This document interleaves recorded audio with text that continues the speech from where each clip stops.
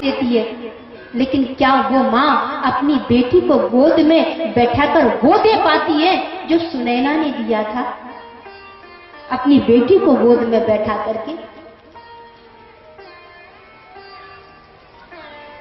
पूनी पूनी शीय गोद करी ले, पूनी पूनी शीय हो गई। सीता को विवाह करने के लिए चली, मेरी बेटी विवाह योग्य हो गई है, तो माँ अपनी बेटी को गोद में बैठाकर सुनैना सीता को और क्या देती है? तो कहते हैं हमारे भारत के संस्कार, एक माँ का दायित्व होता है कि सबसे पहले अपनी बेटी को गोद में बैठा करके क्या दे? गहने अलंकार आभूषण नहीं, उससे पहले उसे क्या देना चाहिए अपनी बेटियों को, एक माँ को? तो ये हमारी रामायण कह रही है। क्या? पूनी पूनी शीय गोद करी लेई, देई आशीष शिखा बनु देई, दिए आशीष निभावन देई। कोई अलंकार नहीं दिया, अभी कोई आभूषण नहीं दिया, कोई सोना चांदी हीरे जवाहरात नहीं दिए। माँ सुनैना ने अपनी पुत्री सीता को गोद में बैठाया और गोद में बिठाकर मस्तक पर हाथ रख करके पहले तो उसे आशीर्वाद दिया, और आशीर्वाद दे करके सिर्फ आशीर्वाद ही नहीं दिया बल्कि आशीर्वाद देने के बाद और क्या दिया? तो प्रमाण है रामायण। देहि आशीष शिखा बनु देहि, देहि आशीष निभावन देई। देहि आशीष शिखा बन देहि, देई आशीष निभावन देई। अपनी बेटियों को पहले तो आप आशीर्वाद दो, क्योंकि आप माँ हो। पहले उन्हें आशीर्वाद दीजिए गोद में लेकर के, और फिर उसके बाद उन्हें उचित सिखावन दीजिए, उचित शिक्षा दीजिए। क्यों? क्योंकि वो एक दूसरे घर में जा रही है, वो प्रेम से उस घर को अपना बनाएगी, तो प्रेम की शिक्षा, धैर्य की शिक्षा आपको ही उसे देनी होगी।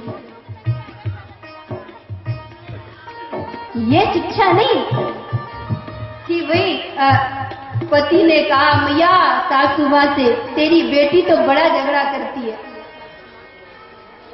बड़ा झगड़ा करती है, दिन भर कान परेशान रहते हैं।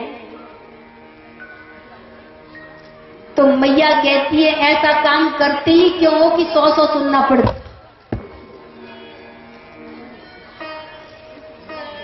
एक जगह एक जमाई और ससुर दोनों बैठे हुए थे, तो जमाई जी पत्नी की बड़ी शिकायतों का पुलिंदा लेकर बैठे थे, और जमाई जी पत्नी की शिकायतों का पुलिंदा। आज के समय में पति भी अपनी पत्नियों से भारी परेशान, पति भी पत्नियों से भारी परेशान। लेकिन पुनः कहूंगी, यहाँ की मैयाएं तो बहुत अच्छी,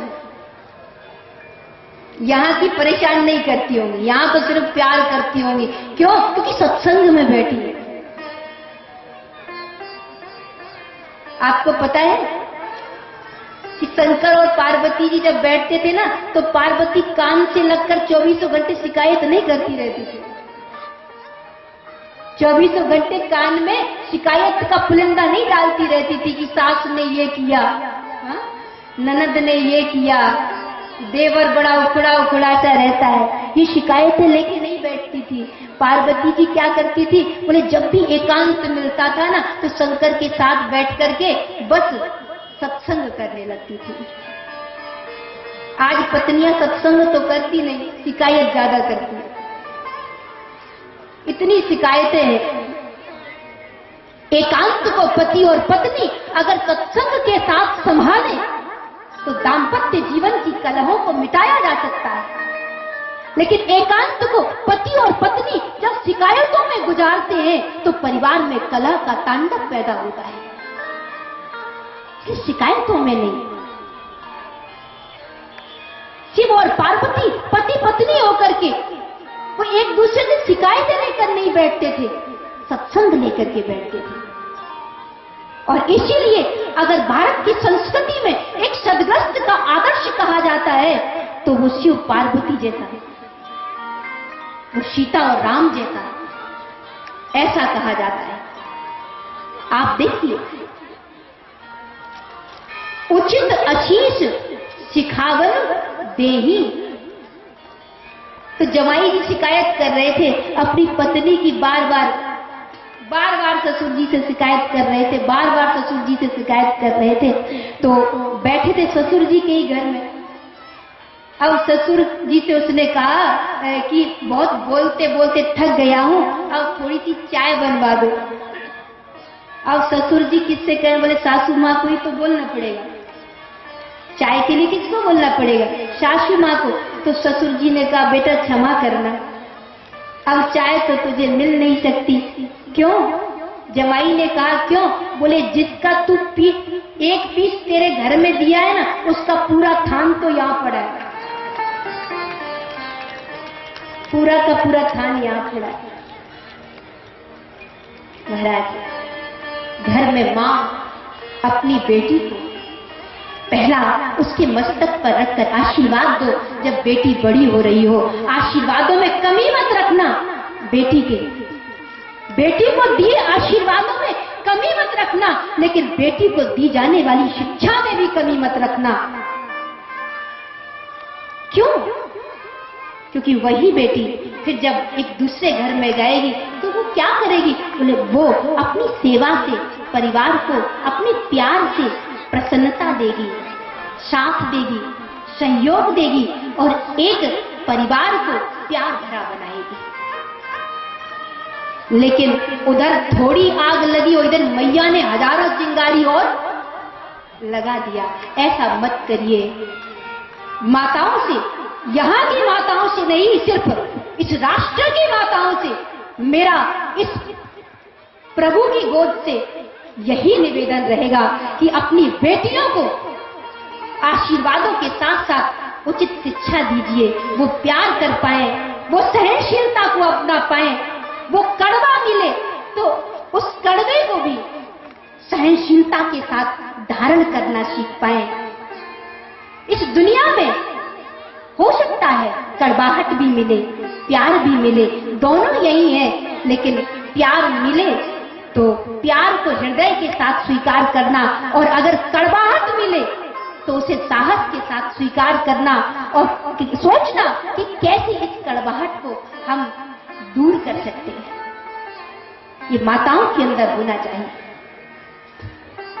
अपनी बेटियों को शिक्षा दो, वो शिक्षा दो जिससे वो परिवार को परिवार बना पाए। इसलिए रामायण, महाभारत, शास्त्र, उनमें इन बातों के प्रमाण है कि एक नारी सब कुछ हो सकती है, कुछ भी कर सकती है। वो कैसे कुछ कर सकती है? बोले जिस समय सावित्री ने सत्यवान का वरण किया था ना, जो आप सोच भी नहीं सकते कि यमराज के चंगुल से एक पत्नी अपने पति को खींचकर ला सकती है। लेकिन जब सावित्री ने सत्यवान का वरण किया तो उसने सत्यवान का वरण किया, तब किसी ने कहा कि तू जिस सत्यवान का वरण कर रही है उसकी आयु छोटी सी है, उसकी आयु बड़ी नहीं है, तुझे दुख होगा, कष्ट होगा। सावित्री ने कहा इस भारत भूमि की सनातन धर्म परायण स्त्री सिर्फ एक ही बार पति का वरण करती है, और मैंने भी एक ही बार पति का वरण किया है, सत्यवान के रूप में। और तब सावित्री ने जब यमराज लेने के लिए आए सत्यवान को, तो सावित्री पीछे पीछे चल दी, और जब पीछे पीछे चल दी, यमराज ने कहा बेटी तू कहां जा रही है? तेरे पति की मृत्यु है, उसे हम ले जा रहे हैं, लेकिन तू क्यों आ रही है? सावित्री ने कहा मैं अपने पति को छोड़कर कहां जाऊं, ये संभव नहीं हो सकता। तू पति के साथ नहीं जा सकती, लेकिन सावित्री ने कहा कि अगर मेरे प्रेम में, मेरी सेवा में समर्पण रहा होगा, त्याग भाव रहा होगा, प्रेम की अनन्य ऊंचाइयों को मैंने छुआ होगा, तो मेरा विश्वास है कि यम को भी सत्यवान को छोड़ना पड़ेगा। सावित्री कहती। और उस समय आप देखिए कि भारत की एक स्त्री ने, एक शक्ति ने क्या मांगा। उसने सिर्फ पति के सुख नहीं मांगे, उसने सिर्फ अपने सुख नहीं मांगे, बल्कि उसने वरदानों में पहला वरदान यमराज से ये मांगा कि मैं चाहती हूं कि मेरे सास ससुर जिनका पद खो गया है, उन्हें वो पद प्राप्त हो जाए।